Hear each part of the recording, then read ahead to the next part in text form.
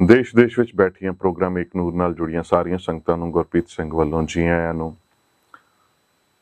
ਆਪ ਸਭ ਸੰਗਤਾਂ ਦਾ ਇਸ ਖਾਸ ਪ੍ਰੋਗਰਾਮ ਸਵਾਗਤ ਹੈ ਜੀ।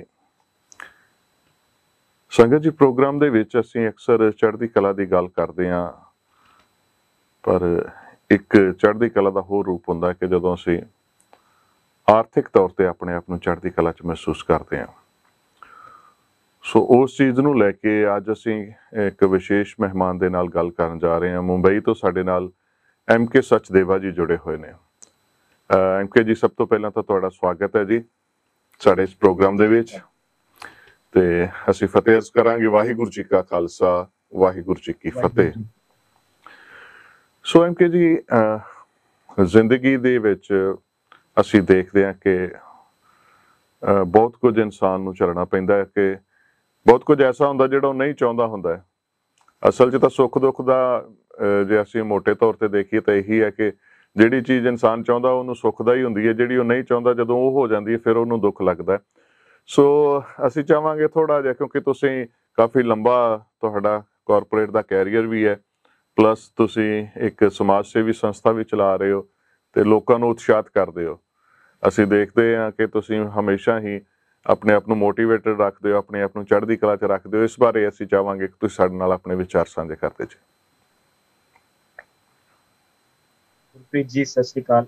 पहले तो मैं आपका शुक्रिया अदा करना चाहूँगा जो आपने ये मुझे मौका दिया है आपके साथ बात करने का और सबके सामने अपनी बात रखने का। कि अगर मैं अपनी ज़िंदगी देखूं तो एक बड़े ही मध्यम परिवार में मेरा जन्म हुआ।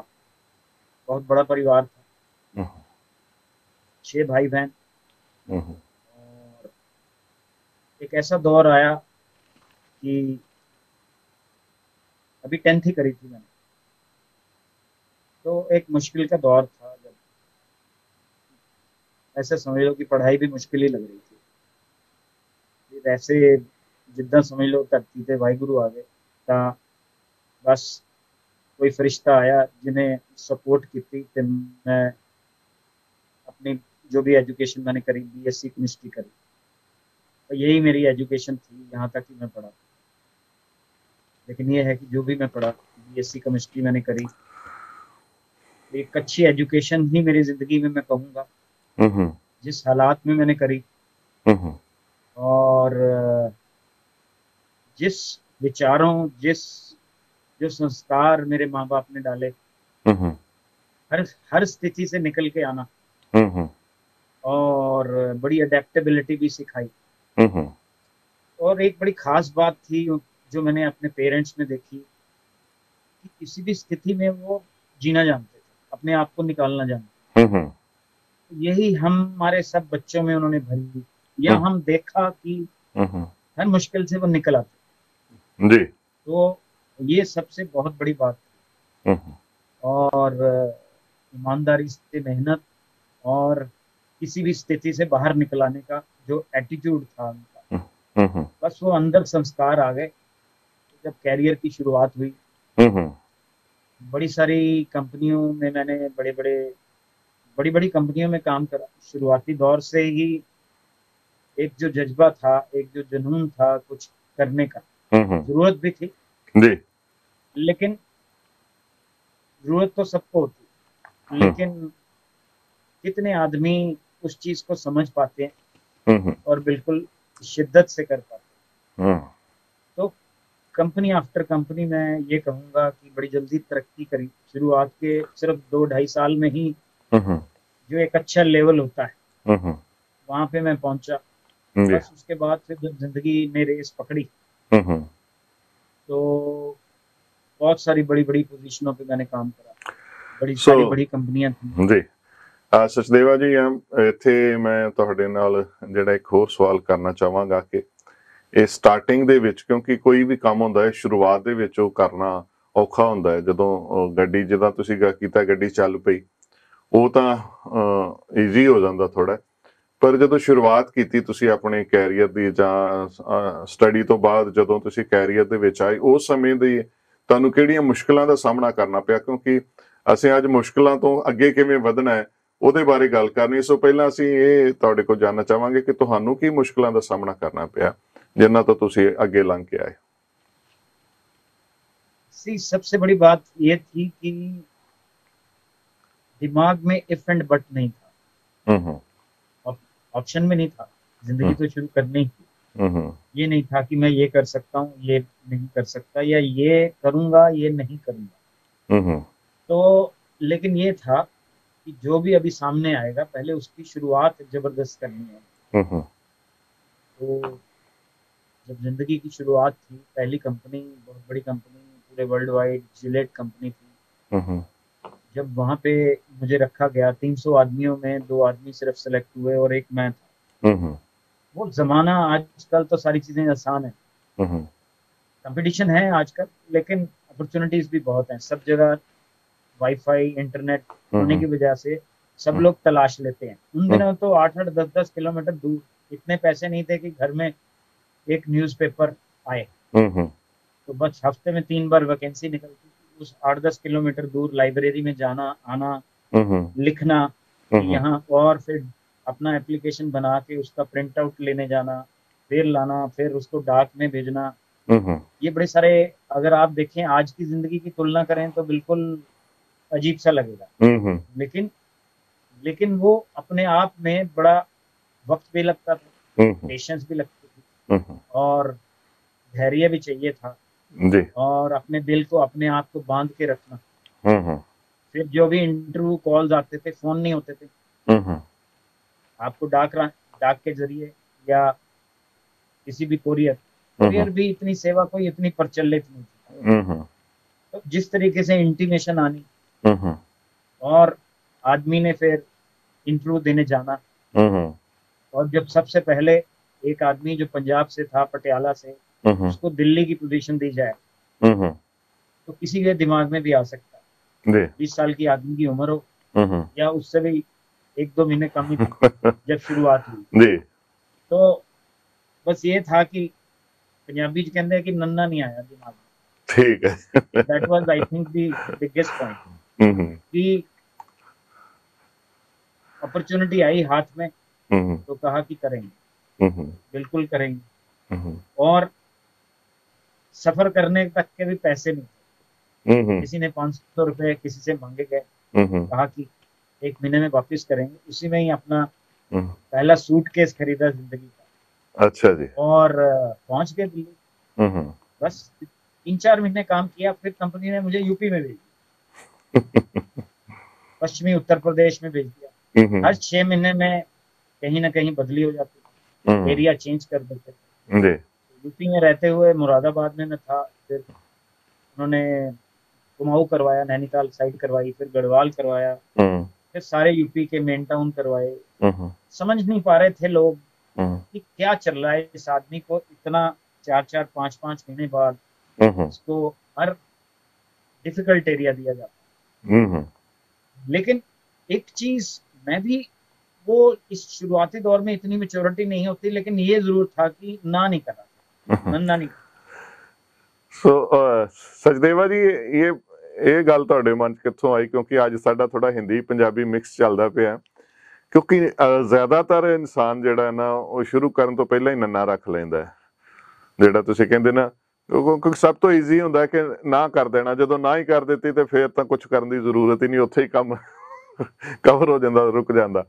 ਸੋ ਇਹ ਨੰਨਾ ਨਾ ਰੱਖਣਾ, ਇਹ ਤੁਹਾਡੇ ਅੰਦਰ ਕਿੱਥੋਂ ਇਹ ਗੱਲ ਆਈ ਕਿ ਹਰ ਗੱਲ ਨੂੰ, ਹਰ ਜਿਹੜੇ ਵੀ ਹਾਲਾਤ ਆ ਰਹੇ ਨੇ ਉਹਨਾਂ ਨੂੰ ਫੇਸ ਕਰਨ ਦੀ ਜਿਹੜੀ ਭਾਵਨਾ ਸੀ? ਜੀ ਦੇਖੋ, ਇਹ ਜਿਹੜੀਆਂ ਚੀਜ਼ਾਂ ਮੈਂ ਆਪਣੇ ਪੇਰੈਂਟਸ 'ਚ ਦੇਖੀਆਂ, ਜਦੋਂ ਨੌਕਰੀ ਚਲੀ ਗਈ ਉਹਨਾਂ ਦੀ, ਡੈਮ ਖਤਮ ਹੋ ਗਏ ਸਾਰੇ, ਜਿਹੜੇ ਡੈਮ 'ਚ ਪਰਮਾਨੈਂਟ EMPLOYE ਸੀ ਉਹ ਕਿਤੇ ਹੋਰ ਡੈਮਾਂ 'ਚ ਭੇਜ ਦਿੱਤੇ ਜਾਂਦੇ ਆ, ਲੇਕਿਨ ਜਿਹੜੇ ਸਾਲਾਂ ਕੰਮ ਕਰਦੇ ਆ ਟੈਂਪਰੇਰੀ EMPLOYE, ਉਹਨਾਂ ਲਈ ਅੱਗੇ ਰਸਤਾ ਬੰਦ ਹੋ ਗਿਆ। ਲੇਕਿਨ ਹਿਮਾਚਲ, ਜਿੱਥੇ ਅਸੀਂ ਪੜ੍ਹੇ ਸਕੂਲ 'ਚ, ਉੱਥੋਂ ਪੰਜਾਬ 'ਚ ਆ ਕੇ, ਪਟਿਆਲੇ 'ਚ ਆ ਕੇ ਇੱਕ ਨਵੀਂ ਜ਼ਿੰਦਗੀ ਸ਼ੁਰੂ ਕਰਨੀ, ਔਰ ਪੇਰੈਂਟਸ ਨੂੰ ਦੇਖਣਾ ਕਿ ਉਹਨਾਂ ਨੇ ਇੰਨੀ ਸਾਡੀ ਘੱਟ ਉਮਰ 'ਚ ਹੀ ਸਭ ਨੂੰ ਸਿਖਾ ਦਿੱਤਾ ਕਿ ਹਰ ਬੰਦੇ ਨੇ ਕੀ ਕਰਨਾ ਹੈ, ਔਰ ਆਪਣਾ ਘਰ ਚਲਾਣਾ, ਔਰ ਬਿਲਕੁਲ ਬਿਲਕੁਲ ਇਸ ਤਰੀਕੇ ਦੇ ਨਾਲ ਕਿ ਓਨਰਸ਼ਿਪ। ਔਰ ਜਦੋਂ ਅਸੀਂ ਦੇਖਿਆ ਕਿ ਆਂਦੇ ਹੀ ਬਿਲਕੁਲ ਟਾਈਮ ਵੇਸਟ ਕਰਦੇ ਹੀ ਕਿ ਕਿੱਦਾਂ ਪੈਸੇ ਕਮਾਏ ਜਾਣਗੇ, ਕਿੱਦਾਂ ਆਪਣੀ ਜ਼ਿੰਦਗੀ ਚਲਾਈ ਜਾਏ ਜੀ।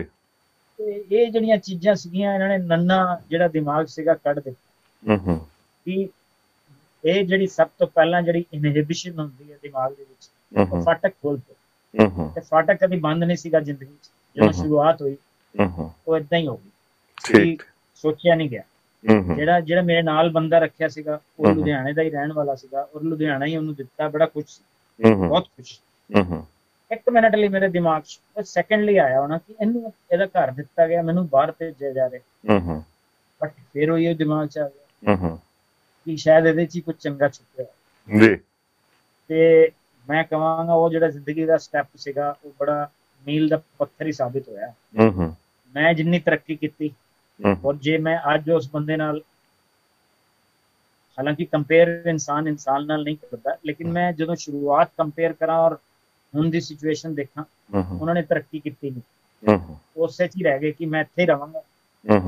ਤੇ ਜੇ ਤੁਸੀਂ ਇੱਕੋ ਹੀ ਕੂਏ ਦੇ ਫਿਰ ਮੇਂਢਕ ਬਣ ਕੇ ਰਹਿ ਜਾਂਦੇ ਹੋ ਤੁਸੀਂ। ਮੈਨੂੰ ਜਿੱਥੇ ਵੀ ਭੇਜਿਆ ਗਿਆ, ਸ਼ੁਰੂਆਤੀ ਦੇ 2.5 ਸਾਲ ਉਹਨਾਂ ਨੇ ਇੰਨਾ ਘੁਮਾਇਆ ਜਗ੍ਹਾ ਜਗ੍ਹਾ ਤੇ, ਜਗ੍ਹਾ ਜਗ੍ਹਾ ਤੇ ਜਾਣਾ, ਨਵੇਂ ਲੋਕਾਂ ਨਾਲ ਮਿਲਣਾ, ਨਵੀਂ ਜਗ੍ਹਾ ਤੇ ਜਾਣਾ, ਨਵੀਂ ਜਗ੍ਹਾ ਤੇ ਆਪਣੇ ਲਈ ਘਰ ਲੱਭਣਾ, ਕਮਰਾ ਲੱਭਣਾ, ਹਰ ਚੀਜ਼, ਰੋਟੀ ਬਾਹਰ ਖਾਣੀ, ਹਰ ਚੀਜ਼, ਕੰਮ ਵੀ ਤੁਸੀਂ ਆਪੇ ਹੀ ਕਰਨਾ ਹੈ, ਔਰ ਘਰਦਿਆਂ ਨੂੰ ਪੈਸੇ ਵੀ ਜੋੜ ਕੇ ਭੇਜਣੇ ਆ। ਹਰ ਇੱਕ ਬੰਦੇ ਨੂੰ ਉਹਨਾਂ ਦਿਨਾਂ 'ਚ ਵੀ ਮੈਂ ਇਹੋ ਹੀ ਕਹਿੰਦਾ ਸੀਗਾ, ਜਿਹੜੇ ਵੀ, ਕਿ ਆਪਣੇ ਮਾਂ-ਬਾਪ ਦਾ ਧਿਆਨ ਰੱਖਿਆ, ਭੇਜੇ ਘਰ ਪੈਸੇ। ਤੇ ਮੈਨੇ ਕਿਹਾ ਚੰਗਾ ਮੁੰਡਾ ਤਾਂ ਹੀ ਬਣ ਸਕਦਾ ਜੇ ਮਾਂ-ਬਾਪ ਨੇ ਉੱਥੇ ਤੱਕ ਤੁਹਾਨੂੰ ਪਹੁੰਚਾਇਆ। ਇਹ ਜਿਹੜੀਆਂ ਗੱਲਾਂ ਸੀਗੀਆਂ ਅੰਦਰ, ਇਹਨਾਂ ਨੇ ਜਿਹੜੀ ਨੈਗੇਟਿਵਿਟੀ ਸੀਗੀ, ਨੰਨਾ ਸੀਗਾ, ਦੂਰ ਕੀਤਾ ਹੋਇਆ ਸੀ। ਫਿਰ ਇੱਕਦਮ ਜਦੋਂ ਬੰਦਾ ਬਿਲਕੁਲ ਸ਼ਿੱਦਤ ਨਾਲ ਕੰਮ ਕਰਦਾ, ਨੰਨਾ ਦਿਮਾਗ 'ਚ ਆਇਆ ਹੀ ਨਹੀਂ। ਫਿਰ ਇੰਨੀ ਪੋਜ਼ਿਟਿਵਿਟੀ ਸੀਗੀ ਦਿਮਾਗ 'ਚ ਕਿ ਲੋਕਾਂ ਨੇ ਵੀ ਜਿਹੜੀ ਅਸੈਪਟੇਬਿਲਿਟੀ ਸੀਗੀ ਉਹ ਚੰਗੀ ਹੋ ਗਈ। ਤੇ ਜਿੱਦਾਂ ਲੋਕੀ ਕਹਿੰਦੇ ਮੈਨੂੰ ਤੇ ਕੋਈ ਮੋਟੀਵੇਸ਼ਨ ਹੀ ਨਹੀਂ ਹੈ, ਇਹ ਜਿਹਾ ਲਫ਼ਜ਼ ਦੂਰ ਰੱਖਿਆ ਹੋਇਆ ਸੀਗਾ। ਇੰਨਾ ਡਿਸਿਪਲਿਨ ਸੀਗਾ ਕਿ ਆਪਣੀ ਜ਼ਿੰਦਗੀ 'ਚ ਮੈਂ ਸਮਝਦਾ ਕਿ ਜੇ ਡਿਸਿਪਲਿਨ ਹੈਗਾ ਤੇ ਮੋਟੀਵੇਸ਼ਨ ਦੀ ਫਿਰ ਜ਼ਰੂਰਤ ਨਹੀਂ ਪੈਂਦੀ। ਡਿਸਿਪਲਿਨ ਇੰਨੀ ਵੱਡੀ ਚੀਜ਼ ਹੈ, ਇੰਨੀ ਕੁ ਵੱਡੀ ਚੀਜ਼ ਹੈ ਕਿ ਉਹ ਸਭ ਤਰੀਕੇ ਦੀ ਮੋਟੀਵੇਸ਼ਨ ਨੂੰ ਕਵਰ ਕਰ ਲੈਂਦੀ।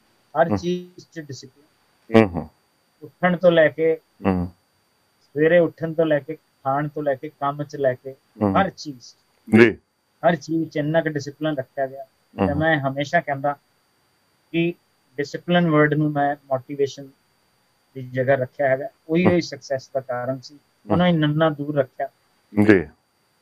ਇਹ ਰਿਹਾ। ਠੀਕ ਹੈ। ਤੇ ਇਹ ਸਫ਼ਰ ਜਿੱਦਾਂ ਤੁਸੀਂ ਦੱਸਿਆ ਕਿ ਪਹਿਲੇ 2.5 ਸਾਲ ਕਾਫੀ ਭੱਜ ਦੌੜ ਵਾਲੇ ਰਹੇ, ਚਲੋ ਜੋ ਵੀ ਮਿਹਨਤ ਕਰਨੀ ਸੀ, ਤੁਹਾਡੀ ਡਿਊਟੀ ਸੀ, ਉਹ ਤੁਸੀਂ ਕੀਤੀ। ਤੇ ਫਿਰ ਹੋਰ ਕਿਹੜੇ ਕੰਪਨੀਆਂ ਜਾਂ ਕਿਹੜੇ ਮੁਕਾਮਾਂ ਤੱਕ ਤੁਸੀਂ ਆਪਣੇ ਕੈਰੀਅਰ ਦੇ ਦੌਰਾਨ ਪਹੁੰਚੇ ਹੋ? ਪਹਿਲਾ ਇਹ ਇੰਡੀਆ 'ਚ ਬਾਹਰ ਦੀ ਕੰਪਨੀ ਸੀਗੀ, US UK ਜਿਲਟ ਦੀ ਕੰਪਨੀ। ਤੇ ਸਭ ਤੋਂ ਪਹਿਲਾ EMPLOYE ਸੀਗਾ ਮੇਰੇ ਲੈਵਲ ਤੇ, ਜਿਹੜੇ ਫਰੰਟ ਲਾਈਨ ਤੇ ਹੁੰਦੇ, ਸਭ ਤੋਂ ਪਹਿਲੀ ਤਰੱਕੀ ਮੇਰੀ ਹੋਈ ਸੀ ਅੰਦਰ 2.5 ਸਾਲਾਂ 'ਚ। ਫਿਰ ਉਹਨਾਂ ਦੀ ਮੈਂ ਇੱਕ ਸਟੇਟ ਮੱਧ ਪ੍ਰਦੇਸ਼ ਸੰਭਾਲੀ। ਫਿਰ ਮੈਂ ਕਿਸੇ ਹੋਰ ਕੰਪਨੀ 'ਚ ਆਇਆ, ਮੋਦੀ ਐਂਟਰਪ੍ਰਾਈਜ਼ ਦੀ ਕੰਪਨੀ ਸੀ, ਗੋਡਰੇ ਫਿਲਿਪਸ, ਉਹਨਾਂ ਨਾਲ 6 ਸਾਲ ਕੰਮ ਕੀਤਾ। 3 ਤਰੱਕੀਆਂ ਉੱਥੇ ਵੀ ਲਈਆਂ, ਦਿੱਲੀ, ਹਰਿਆਣਾ, ਪੰਜਾਬ, ਹਿਮਾਚਲ, JNK, ਲੇਹ ਲਦਾਖ, ਕਿਸੇ ਨੂੰ ਨਾ ਨਹੀਂ ਕੀਤੀ। ਲੇਹ ਲਦਾਖ ਤੱਕ 11 ਵਾਰੀ ਗਿਆ ਕੰਪਨੀ ਦਾ ਕੰਮ ਕਰਨ ਲਈ। ਇੱਕ ਵਾਰੀ ਉੱਥੇ ਫਸਿਆ ਵੀ 7-8 ਦਿਨ, ਜਦੋਂ ਟੈਂਪਰੇਚਰ ਖਰਾਬ ਹੋ ਜਾਂਦਾ ਹੈ। ਬਟ ਹਮੇਸ਼ਾ ਇਹੋ ਹੀ ਸੀਗਾ ਕਿ ਚੱਲ ਵੀਰੇ, ਚੱਲਦੇ ਆ, ਜਿਹਨੇ ਕਿਹਾ ਕਿ ਚਲੋ। ਉਹ ਜਿਹੜੀ ਗੱਲ ਸੀਗੀ, ਕੰਪਨੀਆਂ ਦੇ ਵਿੱਚ ਅਸੈਪਟੇਬਿਲਿਟੀ ਬਹੁਤ ਜ਼ਿਆਦਾ ਹੋ ਕਿ ਜੇ ਕੋਈ ਸਮੱਸਿਆ ਹੈਗਾ ਤਾਂ ਇਹ ਬੰਦਾ ਜ਼ਰੂਰ ਅੱਗੇ ਆਏਗਾ। ਤਾਂ ਸਮੱਸਿਆ ਦਿਮਾਗ 'ਚ ਨਹੀਂ ਆਉਂਦੀ ਸੀ, ਉਦੋਂ ਇਹ ਆ ਜਾਂਦੀ ਸੀ ਕਿ ਇਹਨੂੰ ਕਿੱਦਾਂ ਸੋਲਵ ਕਰੀਏ। ਤੇ ਜੇ ਇਹਨੂੰ ਸੋਲਵ ਕਰ ਦੇਣਾ ਤੇ ਆਪਣੀ ਕ੍ਰੈਡੀਬਿਲਿਟੀ ਤਾਂ ਵਧੇਗੀ। ਤਾਂ ਹਰ ਜਗ੍ਹਾ ਤੇ ਇਹੋ ਹੀ ਆਉਂਦਾ ਸੀਗਾ ਕਿ how can I make the difference. ਇਹ ਜਿਹੜੀਆਂ ਗੱਲਾਂ ਸੀਗੀਆਂ, ਇਹ ਕੰਪਨੀ ਆਫਟਰ ਕੰਪਨੀਆਂ ਅੱਗੇ ਵਧਾਉਂਦੀਆਂ ਰਹੀਆਂ। ਰੈਡੀ 'ਚ ਵੀ ਕੰਮ ਕੀਤਾ ਮੈਂ, US ਦੀ company SC Johnson, all out mosquito repellent ਬਣਾਉਂਦੀ ਹੈ, ਉਹਦੇ 'ਚ ਵੀ ਮੈਂ ਰੀਜਨਲ ਹੈਡ ਰਿਹਾ। ਫਿਰ ਮੈਂ ਭਾਰਤੀ ਏਅਰਟੈਲ ਦਾ ਹੈਡ ਸੇਲਸ ਰਿਹਾ, ਔਰ ਬੜੇ ਘੱਟ ਲੋਕੀ ਹੈ ਜਿਹੜੇ 2-2.5 ਸਾਲ ਹੈਡ ਸੇਲ ਦੀ ਨੌਕਰੀ ਕਰਕੇ ਕੰਪਨੀ ਦੇ ਸੀਈਓ ਬਣ ਜਾਂਦੇ, ਵਾਈਸ ਪ੍ਰੈਜ਼ੀਡੈਂਟ ਬਣ ਜਾਂਦੇ ਆ। ਮੁੰਬਈ ਚ ਜਿਹੜਾ ਸਭ ਤੋਂ ਪਹਿਲਾ ਟੈਲੀਕਾਮ ਦਾ ਆਪਰੇਟਰ ਸੀਗਾ, ਮੈਂ ਉਹਨਾਂ ਦਾ ਵਾਈਸ ਪ੍ਰੈਜ਼ੀਡੈਂਟ ਵੀ ਲਿਆ ਲੂਪ ਮੋਬਾਈਲ ਦਾ। ਫਿਰ MTS ਰਸ਼ੀਆ ਦੀ ਕੰਪਨੀ ਹੈ, ਉਹਦਾ ਮੈਂ ਸੀਈਓ ਰਿਹਾ, ਔਰ ਸੀਈਓ ਲੈਵਲ ਤੇ ਵੀ ਮੈਂ ਪਹਿਲੇ टॉप सीईओ दे रहा। फिर उसके बाद मैं टेलीकॉम दे विच थोड़ा सा जो बदलाव आया, लाइसेंसेस गए, तो मैंने ब्रिटानिया में काम किया, बड़ा अच्छा था। और बजाज कंज्यूमर केयर का मैं ऑल इंडिया हेड रहा, और एक यूएस की सोलर कंपनी थी, उनका सीनियर डायरेक्टर रहा।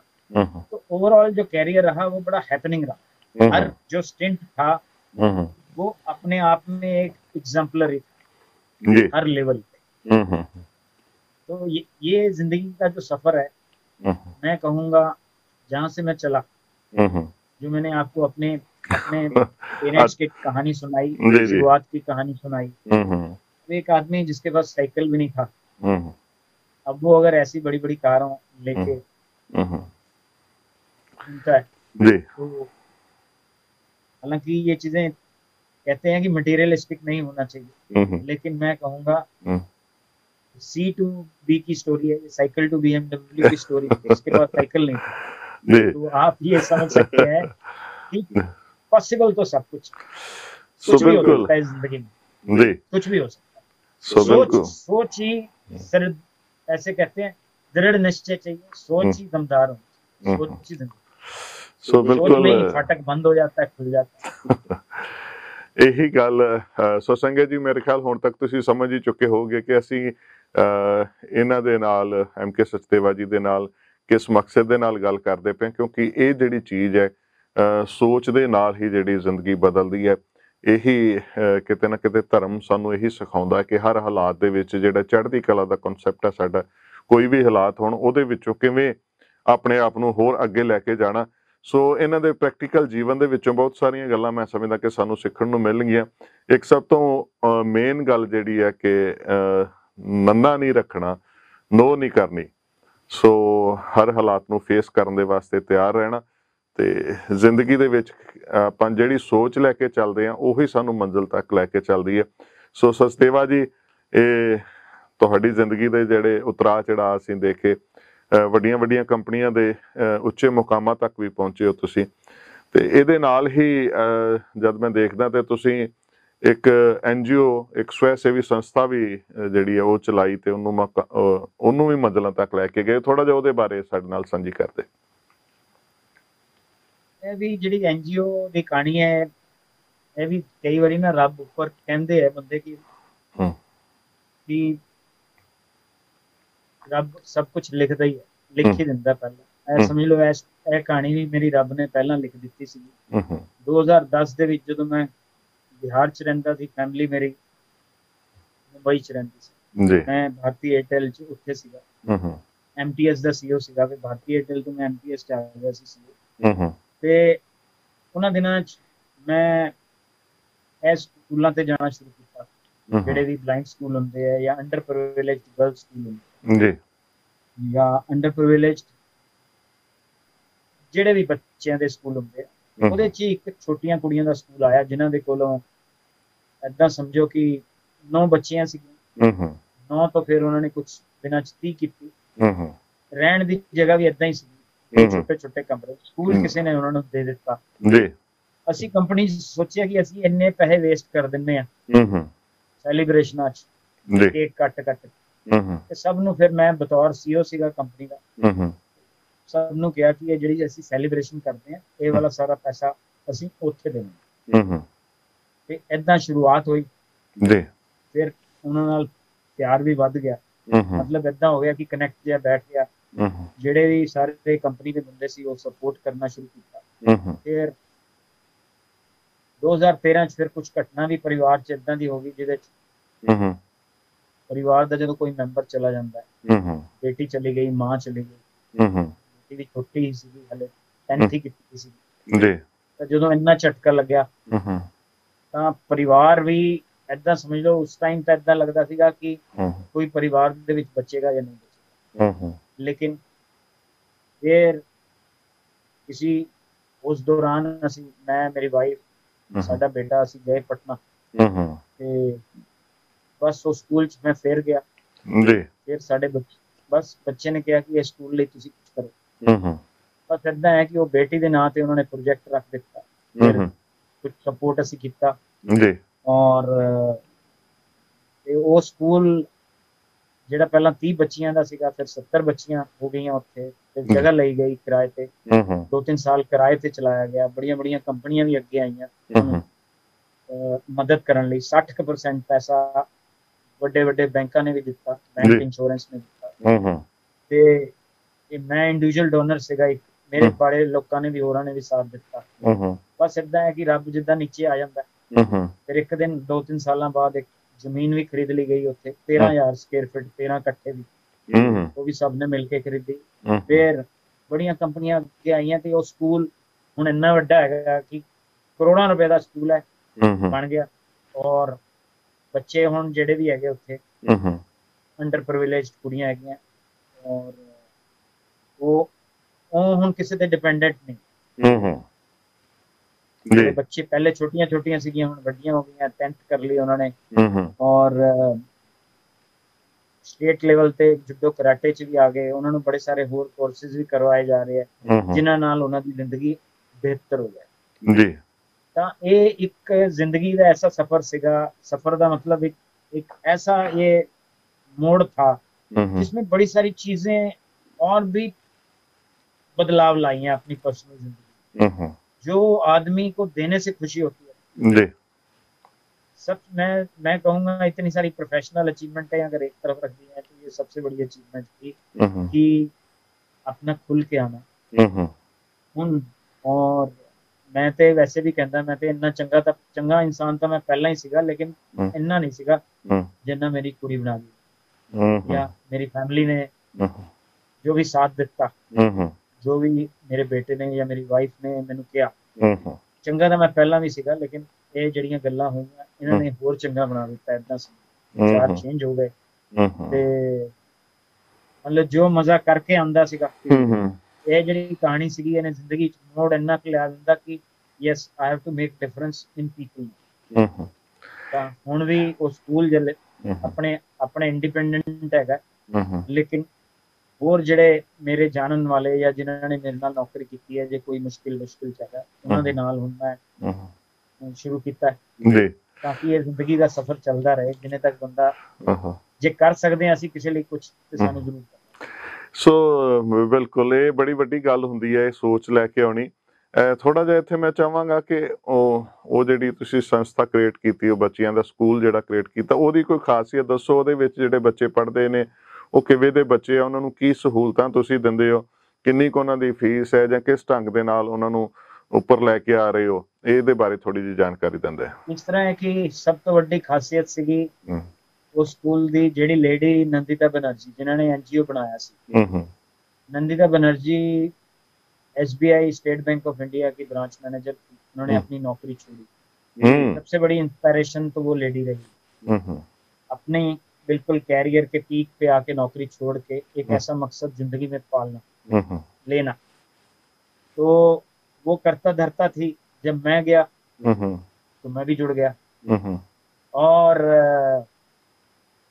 जो भी है इस स्कूल एक ऐसा समझो कि एक बच्ची को पालने के लिए महीने का साल का ऐसे समझो कि साल का कोई 3-3.5 हजार रुपया लगता है अब तो जगह रहने की अपनी है जी तो 30-40 लाख रुपया लगता है उसमें कुछ संस्थाएं आगे आती हैं एसबीआई आता है लाइफ इंश्योरेंस वाली कंपनी आती है एसबीआई लाइफ और एक जीएसके कंपनी है वो आती है लेकिन पैसे के अलावा जो लोगों का जज्बा है उस लेडी का जज्बा है जी उस लेडी ने हमें भी बड़ा जज्बा भरा इतना जज्बा भरा कि विचार तो चेंज हुई कि यस तो वो जो लेडी है अपने बच्चों की तरह कैसे उनको पालती है हर चीजों का ध्यान रखती है और आप जो वहाँ पे इस तरीके से है कि हर लड़की को इंडिपेंडेंट बनाना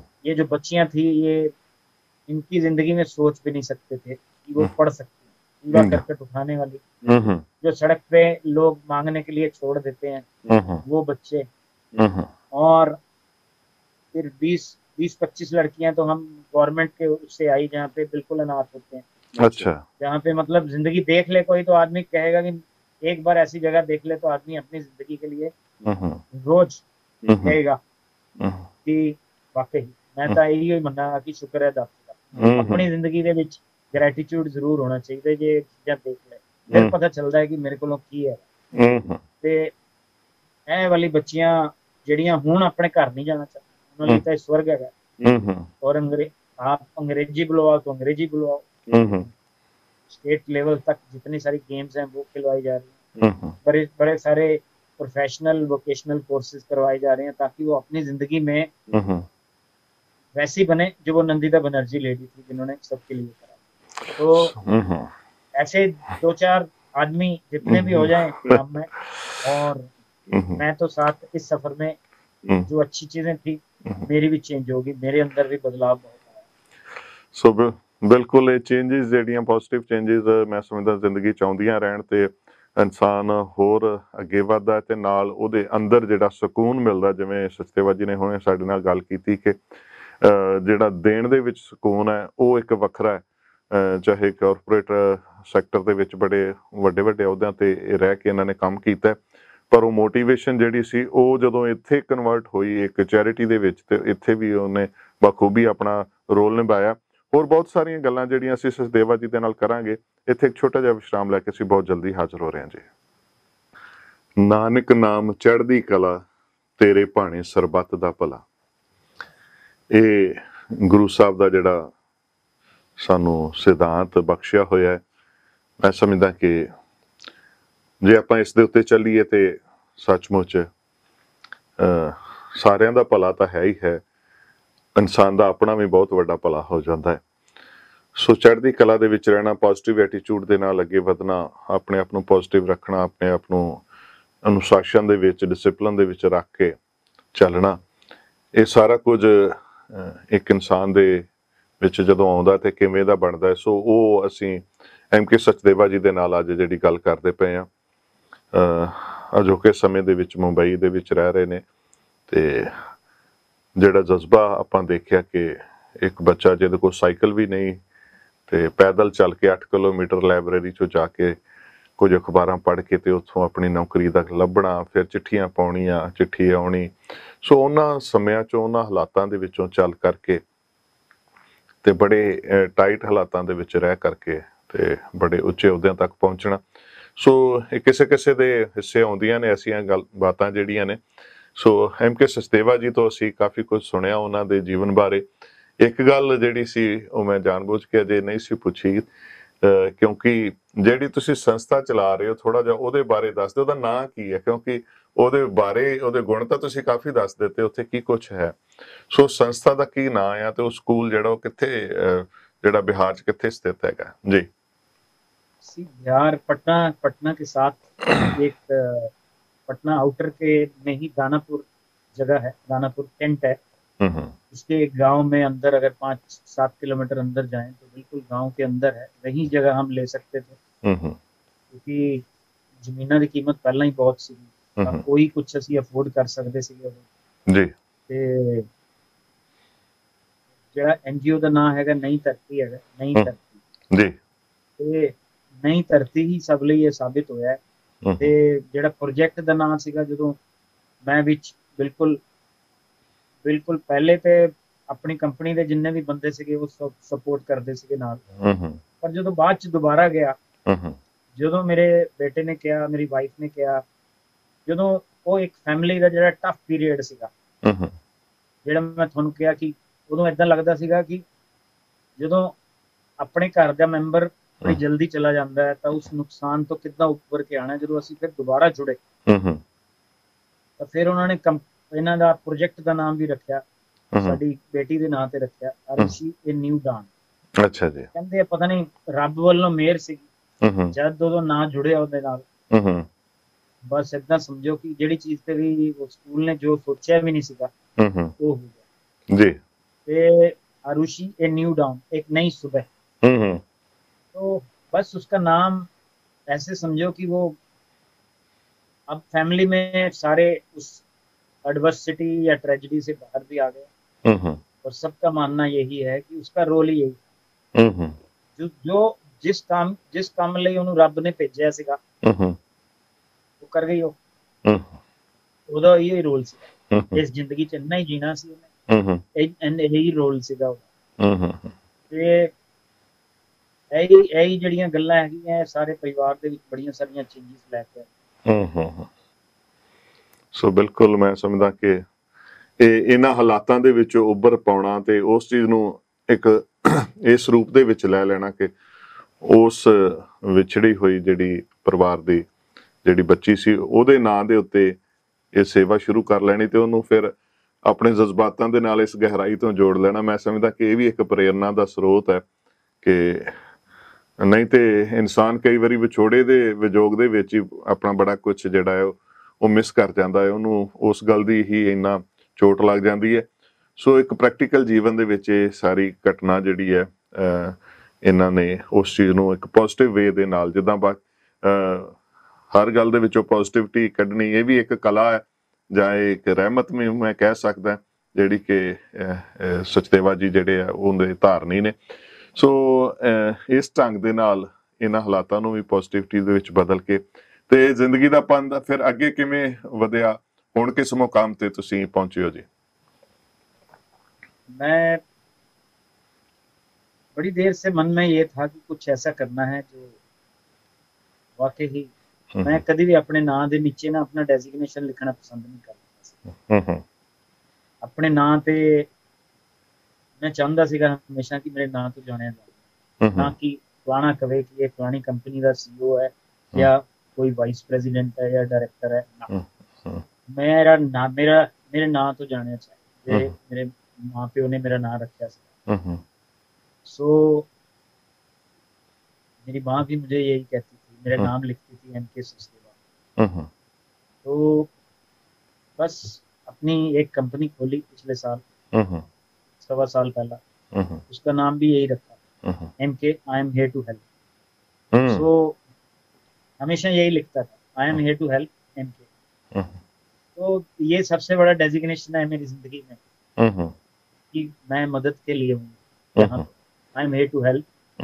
और अपने नाम के साथ में यही लिखता हूँ हमेशा, I am here to help जी। तो इसी नाम से कंपनी रजिस्टर्ड हुई, अच्छा, I am here to help के नाम से कंपनी। अच्छा, कंपनी भी यही है, ये भी कंपनी। और मैंने कहा कि यह जो ना है ये बार बार याद करवाता रहेगा कि अपने नाम नीचे नहीं लगना चाहिए, नीचे नहीं लगन देना। और वैसे ना तो मेरा रखा ही सीगा मेरे पेरेंट्स ने, लेकिन मेरी माँ को जो हम याद करते हैं ना, तो माता कुशल्या के नाम से याद, तो मैं हमेशा, नाम मेरा कुछ और है लेकिन मैं जोड़ता रहता हूँ इनकी माता कुशल्या, तो जोड़ता रहता हूँ, मेरे को याद भी रहता है इसका नाम नीचे नहीं। इस तरीके से काफी सारी कंपनियों को कंसल्टेंसी करता हूँ, और बस यही है, हर तरीके की कंपनी के साथ जुड़ा हुआ हूँ। जो काम पहले अंदर रह के करता था, अभी बाहर भी आजकल मैनेजमेंट होती है जो कंपनीज को एडवाइस करती हैं और लोगों को ट्रेंड करती हैं, वो काम मैं करता हूँ। ਸੋ ਬਿਲਕੁਲ। ਸੋ ਅੱਜ ਦੇ ਇਸ ਦੌਰ ਦੇ ਵਿੱਚ ਹੁਣ ਆਪਾਂ ਜੇ ਗੱਲ ਕਰੀਏ ਖਾਸ ਤੌਰ ਤੇ ਜਦੋਂ ਦਾ ਇਹ 2020 ਈਅਰ ਸ਼ੁਰੂ ਹੋਇਆ ਤੇ ਕਾਫੀ ਔਖਾ ਦੁਨੀਆ ਦੇ ਵਾਸਤੇ, ਕਿਉਂਕਿ ਇਹ ਜਿਹੜੀ ਬਿਮਾਰੀ ਕਰੋਨਾ ਦੀ ਮਹਾਮਾਰੀ ਬਣ ਗਈ, ਤੇ ਇਸ ਦੌਰ ਦੇ ਬਾਰੇ ਤੁਸੀਂ ਥੋੜਾ ਜਿਹਾ ਆਪਣਾ ਵਿਊ ਦਿੰਦੇ ਕਿ ਇਸ ਦੌਰ ਨੂੰ ਤੁਸੀਂ ਕਿਵੇਂ ਦੇਖਿਆ ਤੇ ਕਿਵੇਂ ਸਮਝਿਆ? देखो, ये दौर जहाँ तक आर्थिक व्यवस्था की बात है, तो आर्थिक व्यवस्था अगर आंकड़े देखें आप, तो कोरोना से पहले भी कोई उतनी बेहतर नहीं थी, थोड़ी तंगी में तो चल ही रही थी, जो भी आर्थिक व्यवस्था के हालात थे या जिससे भी पूरा वर्ल्ड गुजर रहा था जी। इम्पैक्ट फिर वर्ल्ड का इंडिया पे भी आता है, और इंडिया में भी था। और लेकिन यस, कोरोना के आने से, लॉकडाउन आने के आवाज बहुत उठी कि यस, अपॉर्चुनिटीज नहीं है, नौकरियां खत्म हो गई हैं, सैलरी कट हो गई हैं।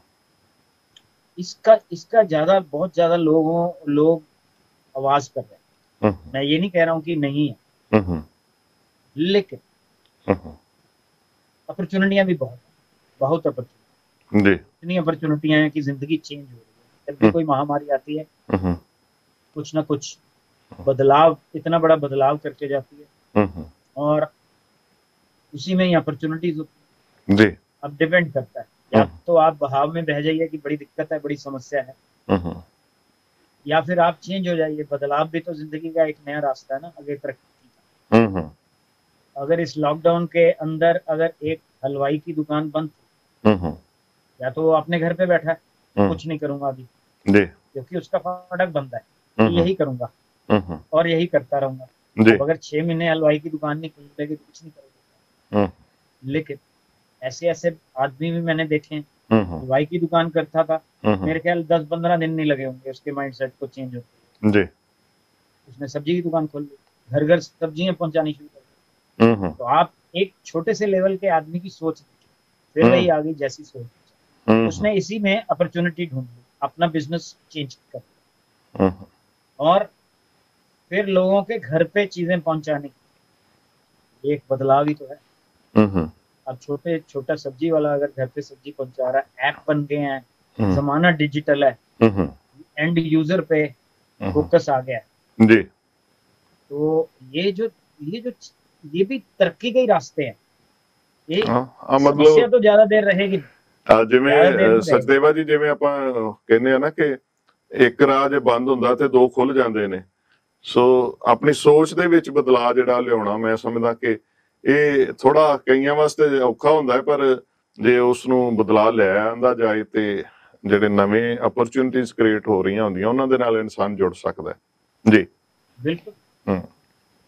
अब अगर आप ये देखें कि इस बदलाव में ये तो पता ही था कि थोड़ा बहुत कंपनियों को व्यापार में, हर किसी की कंपनी, हर किसी कैटेगरी में, हर कोई कैटेगरी में फर्क तो पड़ेगा, बट वो एक टेम्परेरी फेज होता है।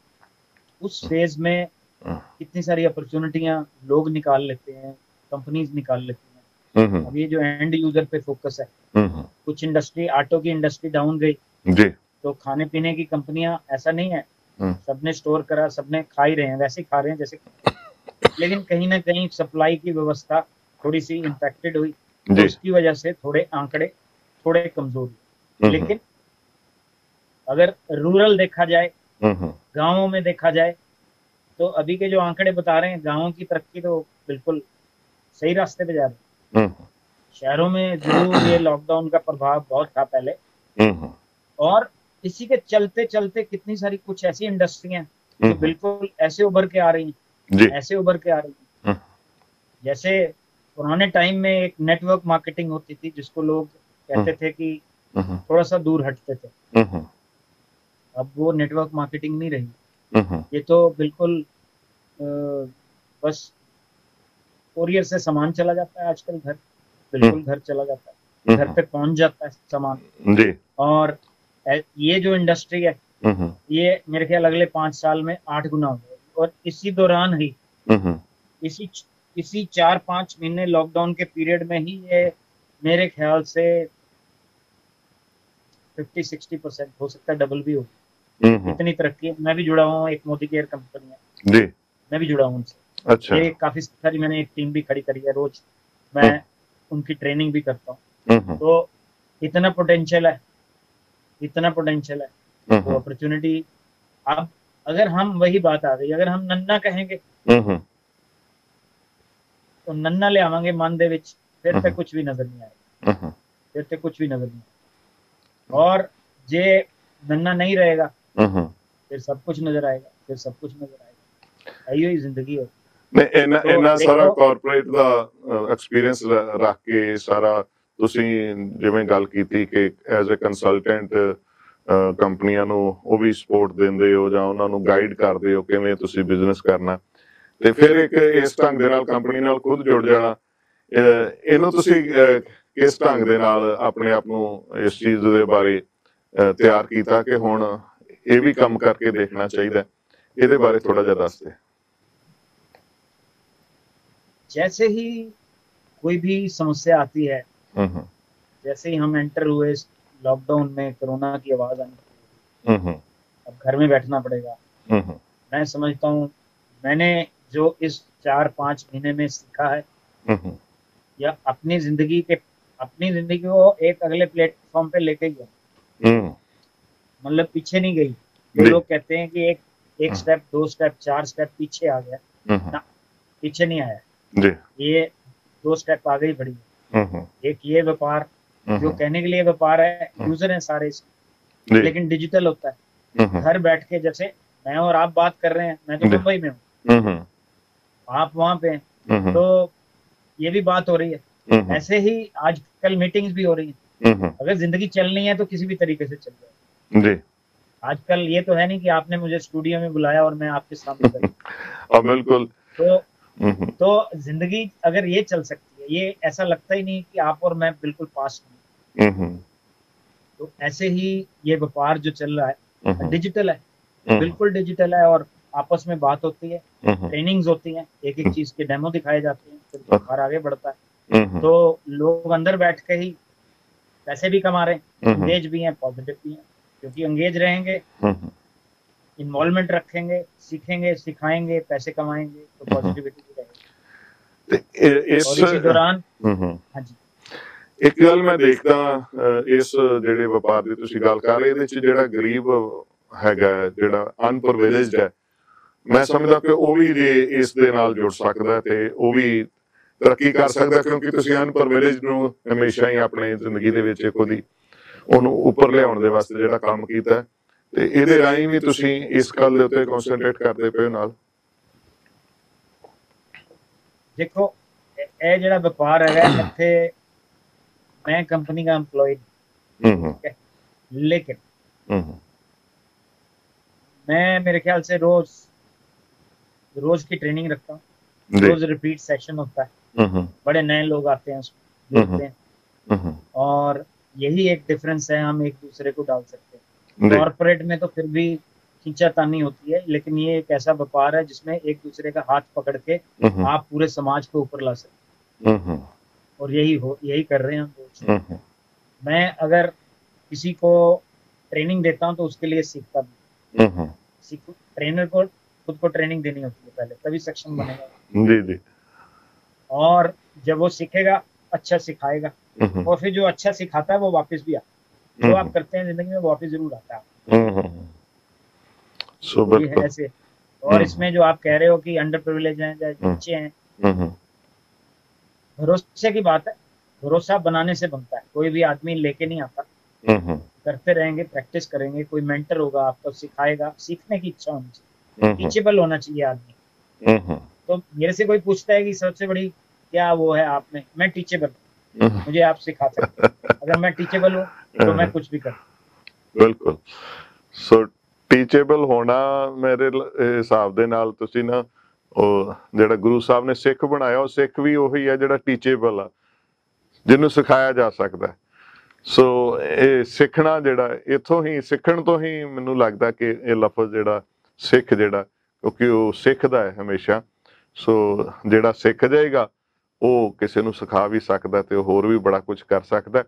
ਸੋ ਅੱਜ ਅਸੀਂ ਖਾਸ ਤੌਰ ਤੇ ਸੰਗਤ ਜੀ ਇੱਕ ਆਪਣੇ ਆਮ ਜਿਹੜੇ ਸਾਡੇ ਵਿਸ਼ੇ ਹੁੰਦੇ ਉਸ ਤੋਂ ਇੱਕ ਅਲੱਗ ਜਾ ਕਰਕੇ ਕੁਝ ਗੱਲਾਂ ਕਰਦੇ ਪਏ ਹਾਂ, ਕਿਉਂਕਿ ਹਾਲਾਤ ਬਦਲੇ ਹੋਏ ਨੇ। ਇਹਨਾਂ ਹਾਲਾਤਾਂ ਦੇ ਵਿੱਚ ਅਸੀਂ ਕਿੱਦਾਂ ਆਪਣੇ ਆਪ ਨੂੰ ਸਥਿਰ ਕਰ ਸਕਦੇ ਹਾਂ, ਕਿਵੇਂ ਅਸੀਂ ਆਪਣੇ ਆਪ ਨੂੰ ਸਟੇਬਲ ਕਰ ਸਕਦੇ ਹਾਂ। ਜੇ ਸਾਡੇ ਆਮ ਜਿਹੜੇ ਹੈਗੇ ਨੇ ਰਿਸੋਰਸਿਸ, ਜਿਹੜੇ ਆ ਫਰਨਿੰਗ, ਜਿਹੜੇ ਸਾਡੇ ਕਮਾਈ ਦੇ ਸਾਧਨ ਨੇ, ਜੋ ਅਫੈਕਟਡ ਹੋਏ ਨੇ, ਤੇ ਹੋਰ ਕੁਝ ਐਸੇ ਵੀ ਅਪਰਚੁਨਿਟੀਜ਼, ਐਸੇ ਵੀ ਮੌਕੇ ਸਾਡੇ ਸਾਹਮਣੇ ਆ ਰਹੇ ਨੇ। ਸੋ ਇਸ ਸਮੇਂ ਦੇ ਵਿੱਚ ਅਸੀਂ ਜੇ ਆਪਣੀ ਆਰਥਿਕਤਾ ਨੂੰ ਲੀਹਾਂ ਤੇ ਲਿਆਉਣਾ, ਤੇ ਇਹਨਾਂ ਸਮੇਂ ਮੌਕਿਆਂ ਦਾ ਸਾਨੂੰ ਸਦਉਪਯੋਗ ਕਰਨਾ ਚਾਹੀਦਾ, ਕਿਉਂਕਿ ਜਿਹੜਾ ਵੀ ਹੈ ਮਿਹਨਤ ਤਾਂ ਹਰ ਕਾਰੋਬਾਰ 'ਚ ਲੱਗਦੀ ਹੈ। ਜਦੋਂ ਆਪਾਂ ਵੱਡੀਆਂ ਇਨਵੈਸਟਮੈਂਟਸ ਕਰਦੇ ਹਾਂ ਕਾਰੋਬਾਰ ਸੈੱਟ ਕਰਨ ਦੇ ਵਾਸਤੇ, ਉੱਥੇ ਵੀ ਅਸੀਂ ਪੈਸਾ ਵੀ ਖਰਚਦੇ ਹਾਂ, ਸਾਰਾ ਇਨਫਰਾਸਟਰਕਚਰ ਵੀ ਕ੍ਰੀਏਟ ਕਰਦੇ ਹਾਂ, ਤੇ ਉਸ ਤੋਂ ਬਾਅਦ ਫਿਰ ਮਿਹਨਤ ਕਰਦੇ ਹਾਂ ਕਈ ਸਾਲ, ਤਾਂ ਕਿ ਉਹ ਪ੍ਰੋਜੈਕਟ ਕਾਮਯਾਬ ਹੋ ਜਾਣ। ਸੋ ਇਸ ਢੰਗ ਦੀਆਂ ਅਪਰਚੁਨਿਟੀਜ਼ ਮੈਂ ਸਮਝਦਾ ਕਿ ਇਸ ਸਮੇਂ ਦੌਰਾਨ ਜਿਹੜੀਆਂ ਸਾਡੇ ਕੋਲ ਆ ਰਹੀਆਂ ਨੇ, ਇਹਨਾਂ ਦਾ ਆਪਾਂ ਨੂੰ ਫਾਇਦਾ ਲੈਣਾ ਬਣਦਾ ਹੈ। ਜੀ ਸਚਦੇਵਾ ਜੀ, ਤੁਸੀਂ ਕੀ कहना चाहोगे ਇਹਦੇ ਬਾਰੇ? नहीं नहीं, बिल्कुल बिल्कुल बिल्कुल। अभी जैसे सब लोग अंदर बैठे हैं, लॉकडाउन है जी, बैंकिंग सेवाएं जरूर चल रही हैं, ऐसा जी। नहीं है कि बैंकिंग सेवाएं नहीं चल रही, लेकिन इस लॉकडाउन में भी एसेंशियल सर्विसेज की दुकान खुली हो, केमिस्ट की भी दुकान खुली जी, है, और ऐसे ऐसे व्यापार आ गए हैं जहाँ पे गांव में अगर बैंक 25 किलोमीटर दूर है तो वो कंपनियां भी हैं, फिनटेक कंपनियां आ गई हैं। सो जिसमें टेक्नोलॉजी है, फाइनेंस है, जी, मतलब बैंक मित्रा करके भी कंपनियां आ गई हैं, बैंक असिस्टेड जिसको मॉडल बोलते हैं, जी, असिस्टेड मॉडल बोलते हैं, वो कंपनियां आ गई हैं। कोई भी आपका आधार अनेबल्ड हो गया, आजकल बायोमेट्रिक मशीन होती है, उससे आपका आधार बैंक अकाउंट से लिंक होता है, जी, उससे पैसे निकल जाते हैं। सामने एक छोटी सी दुकान वाला पैसे विड्रॉ कर देता है आपको, मोबाइल टू मोबाइल ट्रांसफर हो जाती है पैसे। छोटे छोटे कैलकुलेटर जितने एटीएम आ गए, और जहाँ पे पैसा इकट्ठा होता है वहीं से पैसे का डिस्बर्समेंट हो जाता है। तो ऐसी ही एक कंपनी के साथ मैं जुड़ा हूँ, SKV पे, और ये व्यापार अब कोई भी किसी के घर पे भी एटीएम लग सकता है, ऐसे समझो कितना बदलाव है, कितना बदलाव है। जी, तो हमने एक छोटा सा एटीएम, माइक्रो एटीएम बोलते हैं, वो बैंक के टर्मिनल आईडी से अटैच्ड है। मान लीजिए कोई किसी ढाबे के पास कैश है, लोग रोटी खाते हैं, और वहीं से कैश भी निकलवा सकते हैं। निकलवाना क्या है, कैश तो है ही है उसके पास जी, उसको बैंक भी नहीं जाना पड़ेगा जमा करवाने के लिए। जी, वो जो कैश उसने दिया है उसके बैंक में ट्रांसफर हो जाएगा, वो भी कमीशन, कैश पे कैश। तो आप ये देखिए अपॉर्चुनिटीज तो बहुत है इस माहौल में। जी, आप ये देखिए, तो ये जो अपॉर्चुनिटी है, अगर थोड़ा सा व्यापार कहीं कम हुआ है तो व्यापार की अपॉर्चुनिटियां भी आ रही। तो अगर आदमी अपना फाटक खुला रखे, पॉजिटिव रखे, नन्ना न करे, सीखे, टीचेबल हो जाए, बस कहना सिखाओ मुझे सिखाओ क्या करने की जरूरत पड़ेगी, बस फिर मेरे ख्याल से अपॉर्चुनिटियों की कमी।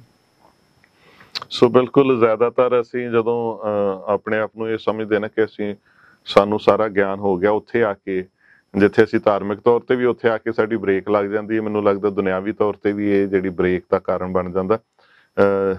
ਕਿਸੇ ਵੀ ਗੱਲ ਤੇ ਜ਼ਿਆਦਾ ਰਿਜਿਡ ਹੋ ਜਾਣਾ, ਉਹਦੇ ਉੱਤੇ ਹੀ ਅੜ ਜਾਣਾ ਤੇ ਆਪਣੇ ਆਪ ਦੇ ਵਿੱਚ ਕੋਈ ਬਦਲਾਅ ਨਾ ਲੈ ਕੇ ਆਉਣਾ, ਇਹ ਜਿਹੜਾ ਇਹ ਵੀ ਸਾਡੇ ਵਾਸਤੇ ਕਈ ਵਾਰੀ ਮੁਸ਼ਕਲਾਂ ਕ੍ਰੀਏਟ ਕਰਦਾ। ਸੋ ਜਿਵੇਂ ਕਿ ਬਾਂਸ ਨੂੰ ਇੱਕ ਬੜਾ ਕਾਮਯਾਬ ਮੰਨਿਆ ਜਾਂਦਾ ਕਿਉਂਕਿ ਉਹ ਹਾਲਾਤਾਂ ਦੇ ਨਾਲ ਆਪਣੇ ਆਪ ਨੂੰ ਢਾਲ ਲੈਂਦਾ।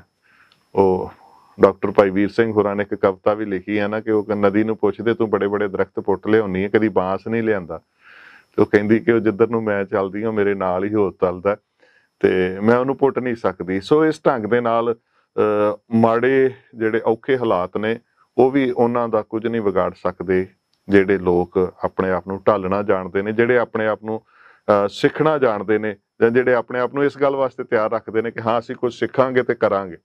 ਸੋ ਇਹ ਸਿੱਖਣਾ ਤੇ ਕਰਨਾ ਇਹ ਜਿੱਥੇ ਸਾਡੇ ਧਾਰਮਿਕ ਖੇਤਰ ਦਾ ਮੁੱਢ ਹੈ, ਕਿਉਂਕਿ ਸੁਣਨਾ ਤੇ ਮੰਨਣਾ ਆਪਾਂ ਜਾਣਦੇ ਹਾਂ ਜਪਜੀ ਸਾਹਿਬ ਦੇ ਵਿੱਚ ਸੁਣ ਕੇ, ਤੇ ਫਿਰ ਜਦੋਂ ਅਸੀਂ ਧਾਰਮਿਕ ਅਕੀਦੇ ਨੂੰ ਮੰਨਦੇ ਹਾਂ ਤੇ ਫਿਰ ਸਾਡੀ ਉਹਦੇ 'ਚ ਤਰੱਕੀ ਹੁੰਦੀ ਹੈ।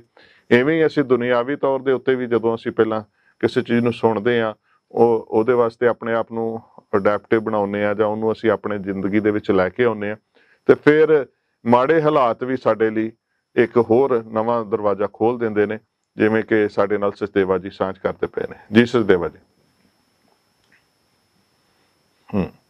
ਸੋ ਇਹਨਾਂ ਹਾਲਾਤਾਂ ਦੇ ਵਿੱਚ ਹੁਣ ਤੁਸੀਂ ਕੀ ਸੁਜੈਸਟ ਕਰਦੇ? ਸਾਡੇ ਕੋਲ ਥੋੜਾ ਜਿਹਾ ਸਮਾਂ ਹੈ ਤੇ ਅਸੀਂ ਕਿਸ ਢੰਗ ਦੇ ਨਾਲ ਇਹਨਾਂ ਹਾਲਾਤਾਂ ਨੂੰ ਫੇਸ ਕਰੀਏ ਕਿ ਸਾਡਾ ਜਿਹੜਾ ਭਵਿੱਖ ਹੈ ਉਹ ਹੋਰ ਬੈਟਰ ਹੋ ਜਾਏ? देखो आगे जमाना बिल्कुल डिजिटल है, तो डिजिटल जो भी व्यापार डिजिटल है उसकी तरक्की है। अगर मैं सोचूं कि मैं तो वही करूंगा जो मैंने पहले करा था 25 साल पहले, तो नतीजे अब बेहतर नहीं आए या वैसे भी नहीं आए, डिटोरिएट करते। मुझे अब अपने आप को अपग्रेड करना, जिंदगी चेंज हो रही जी। मैंने उस जमाने में शुरू करा था जब मोबाइल छोड़िए, एक मोहल्ले में एक टेलीफोन होता था, वहां बताना पड़ता था कि कल मेरे पेरेंट्स को बुला दीजिएगा, कल मैं इतने बजे बात करूंगा तो वहां बैठे रहे। तो एक दिन इंतजार करना पड़ता था, इसका एहसान लेना पड़ता था जी। फिर वो एक जमाना था जिसमें 5-5 किलोमीटर दूर एक रिक्शे पे बैठ के जाना एसटीडी कॉल करने। अब ये देखिए, जिंदगी तो आसान है जी। ये जिंदगी इतनी आसान है, सारी चीजों के पोर्टल आपके पास, घर बैठ के आप सामान मंगवा रहे हैं, खा रहे हैं, सब कुछ कर रहे हैं। समस्या तो सोच में ही है। तो ऐसे ही अपॉर्चुनिटियां भी बढ़ गई, बहुत अपॉर्चुनिटी। डिजिटल जो मैं जिस व्यापार की बात कर रहा हूँ, ऐसे कितने ही व्यापार होंगे, सारे डिजिटल है। पहले सिर्फ यही लगता था कि बैंक में जाके नौकरी करनी। ये देखिए, एटीएम बैंक वाले का ही होता है, तो एटीएम किसी का भी हो सकता है। ये देखिए, सारी चीजों की अपॉर्चुनिटियां तो है ही है। बिल्कुल। बस अपना जो फाटक है उसको खुला रखने की जरूरत है, बस। सो बिल्कुल, जब फाटक खुला होगा you will be open to change also जी। और फिर आदमी का वजन भी हल्का हो जाता है, अंदर नहीं रहता। फाटक खुला होता है तो बाहर भी आता है, फिर पैराशूट बन के उड़ भी सकता है आदमी। नहीं तो अंदर ही डाला रखेगा तो भारी होगा, फिर पैराशूट कैसे। बिल्कुल। सो ਆਪਾਂ ਆਪਣੇ ਅੰਦਰ ਦੀ ਜਿਹੜੀ ਨਾ ਆ ਤੇ ਮੈਂ ਆ ਨਹੀਂ ਕਰਨਾ, ਮੈਂ ਇਹ ਨਹੀਂ ਕਰਨਾ, ਜਾਂ ਮੈਂ ਐਵੇਂ ਨਹੀਂ ਕਰ ਸਕਦਾ, ਇਹਨਾਂ ਚੀਜ਼ਾਂ ਤੋਂ ਹੀ ਆਪਾਂ ਅੱਗੇ ਵਧੀਏ। ਕਿਉਂਕਿ ਆਰਥਿਕ ਖੁਸ਼ਹਾਲੀ ਜਿਹੜੀ ਹੈ, ਜੇ ਸਾਡੇ ਕੋਲ ਕੋਈ ਕੰਮ ਕਰਨ ਦੇ ਨਾਲ ਕੋਈ 50,000 ਤੋਂ 1 ਲੱਖ ਰੁਪਏ ਤੱਕ ਦੀ ਇੱਕ ਐਕਸਟਰਾ ਇਨਕਮ ਆ ਸਕਦੀ ਹੈ, ਤੇ ਮੈਂ ਸਮਝਦਾ ਕਿ ਇੱਕ ਬੜਾ ਇਹ ਵੀ ਜ਼ਰੂਰੀ ਵੀ ਹੈ ਤੇ ਇੱਕ ਓਪਰਚੁਨਿਟੀ ਵੀ ਹੈ ਇਸ ਸਮੇਂ ਦੀ। ਸੋ ਇਸ ਢੰਗ ਦੇ ਨਾਲ ਜਿਹੜਾ ਇਨਸਾਨ ਜੁੜਦਾ ਹੈ ਕਿਸੇ ਚੰਗੇ ਵਿਚਾਰ ਦੇ ਨਾਲ, ਉਹ ਤਰੱਕੀ ਕਰਦਾ ਹੈ ਤੇ ਆਪਣੇ ਆਪ ਨੂੰ ਜਿਹੜਾ ਸਮੇਂ ਦੇ ਹਿਸਾਬ ਦੇ ਨਾਲ ਢਾਲਦਾ ਹੈ। ਉਸ ਦੀ ਆਪਣਾ ਮੂਲ ਦੇ ਨਾਲ ਜੁੜਿਆ ਆਪਣੇ ਐਥਿਕਸ ਨੂੰ ਨਹੀਂ ਛੱਡਣਾ, ਆਪਣੇ ਮੂਲ ਨੂੰ ਨਹੀਂ ਛੱਡਣਾ, ਪਰ ਜਿਹੜੀਆਂ ਇਹ ਟੈਕਨੋਲੋਜੀ ਦੀਆਂ ਜਿਹੜੀਆਂ ਚੇਂਜਸ ਆ ਰਹੀਆਂ ਨੇ, ਇਹਨਾਂ ਦਾ ਮੈਂ ਸਮਝਦਾ ਪੋਜ਼ਿਟਿਵਲੀ ਜੇ ਅਸੀਂ ਫਾਇਦਾ ਲਈਏ ਤੇ ਉਹਦੇ ਵਿੱਚ ਇਸ ਔਖੇ ਦੌਰ ਦੇ ਵਿੱਚ ਵੀ ਸਾਨੂੰ ਇੱਕ ਚੜ੍ਹਦਾ ਸੂਰਜ ਜ਼ਰੂਰ ਨਜ਼ਰ ਆ ਰਿਹਾ ਹੋਏਗਾ। ਸੋ ਸਚਦੇਵਾ ਜੀ, ਅਸੀਂ ਤੁਹਾਡਾ ਬਹੁਤ ਧੰਨਵਾਦ ਕਰਦੇ ਹਾਂ, ਤੁਸੀਂ ਕਾਫੀ ਰੁਝੇਵਿਆਂ ਚੋਂ ਟਾਈਮ ਕੱਢ ਕੇ ਸਾਡੇ ਨਾਲ ਇਹ ਸਾਰੀਆਂ ਵਿਚਾਰਾਂ ਦੀ ਸਾਂਝ ਕੀਤੀ ਹੈ। ਸੋ ਤੁਹਾਡਾ ਧੰਨਵਾਦ ਕਰਦੇ, ਫਤਿਹ ਅਰਜ਼ ਕਰਦੇ ਹਾਂ। ਸੰਗਤਾਂ ਦਾ ਵੀ ਧੰਨਵਾਦ ਹੈ ਜੀ। ਵਾਹਿਗੁਰੂ ਜੀ ਕਾ ਖਾਲਸਾ, ਵਾਹਿਗੁਰੂ ਜੀ ਕੀ ਫਤਿਹ।